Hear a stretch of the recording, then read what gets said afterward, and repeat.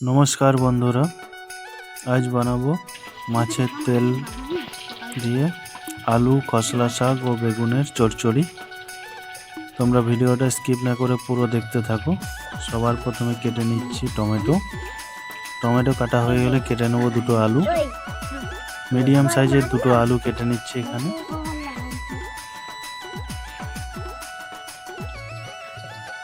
আলুগুলো বেশ ছোট ছোট করেই কাটবো, খুব একটা বড় রাখবো না।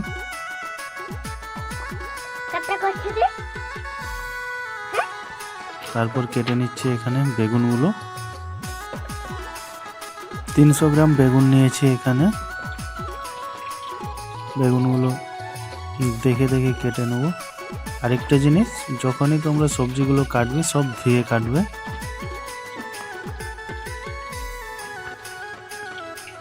ধুয়ে কাটলে জল শোপ করতে পারে না। আগের থেকে ভিজিয়ে রাখবে সবজিগুলো, জলে ডুবিয়ে রাখবে, তারপর কাটবে। বেগুন কাটা হয়ে গেছে, এখন কেটে নিচ্ছি ধনিয়া পাতা।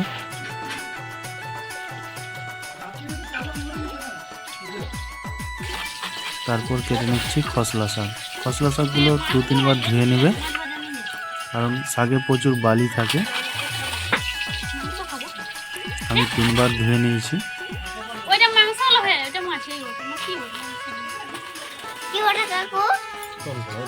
তারপর হাফ ইঞ্চ আদা আর 8টে কাঁচা লঙ্কা কুচিয়ে নিয়েছিলাম। তোমরা চাইলে বেটে নিতেও পারো। ফোড়নে দিয়ে দিচ্ছি গোটা জিরে, আর তেলের পরিমাণ খুবই কম দেবেন। তেলটা গরম হয়ে গেলেই দিয়ে দিচ্ছি এখানে আদা, কাঁচা লঙ্কা ও টমেটো কুচি। কারণ আদা যদি জ্বলে যায় তাহলে খুব তেতো স্বাদ হয়, তাই আদা, কাঁচা লঙ্কা, টমেটো একসঙ্গে দিবেন। দিলে দেখবে কোনো তেতো লাগবে না। আর তোমরা যদি চাও পেঁয়াজ দিতে, অবশ্যই পেঁয়াজ দিবে। আমি বিনা পেঁয়াজেই বানাচ্ছি রেসিপিটা। এই সময় টমেটোটা হালকা ভাজা হয়ে গেলে দিয়ে দিচ্ছি আলু। আলুগুলো দিয়ে হালকা নাড়িয়ে নেব যাতে নিচে না বসে যায়। তারপর এখানে দিয়ে দিচ্ছি পরিমাণ মতো লবণ। আন্দাজ মতো লবণ দিয়েছি এখানে।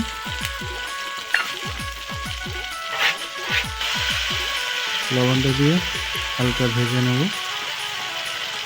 আলুটা হালকা ভাজা হয়ে গেলে তারপর দিয়ে দেবো শাক।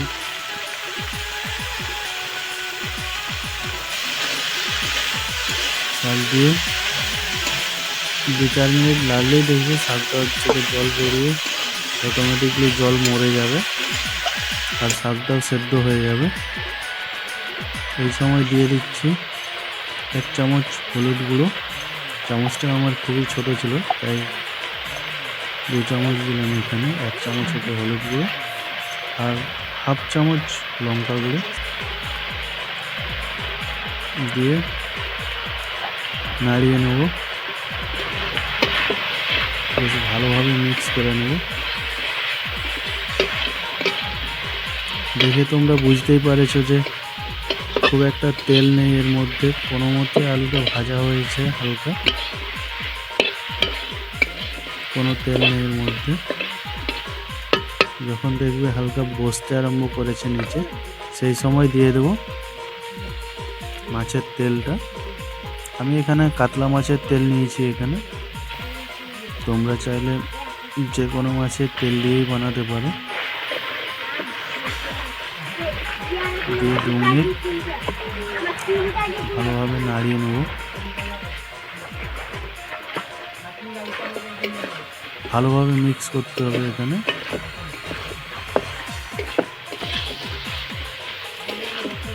আর এই সময়টা একদম নাড়া বন্ধ করা যাবে না, কারণ নিচের দিকে তেল না থাকায় বসে যায় তাড়াতাড়ি।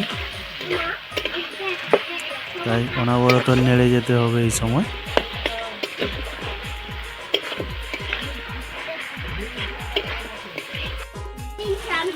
দেখো 3 মিনিট পর তেল বেরোতে আরম্ভ করে দিয়েছে। আর আলুটাও প্রায় 60% কুক হয়ে গেছে। এই সময় দিয়ে দেবো কেটে রাখা বেগুনগুলো। বেগুনগুলো দিয়ে আরও 5 মিনিট ভেজে নেব।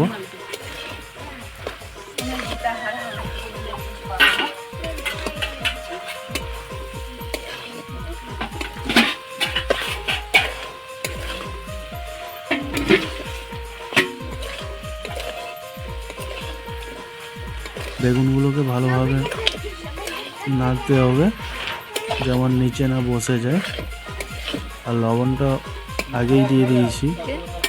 লবণ যদি ঠিকঠাক থাকে তাহলে খুব তাড়াতাড়ি বেগুনটা গলে যায়। দেখো বেগুনটা গলে এসেছে।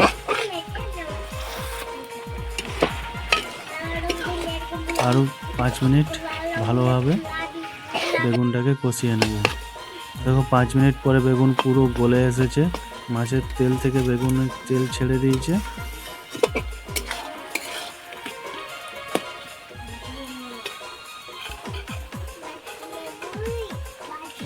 এই সময় উপর থেকে দিয়ে দেবো ধনিয়া পাতা কুচি। ধনিয়া পাতা কুচি দিয়ে আরও 1 মিনিট নাড়িয়ে নেব।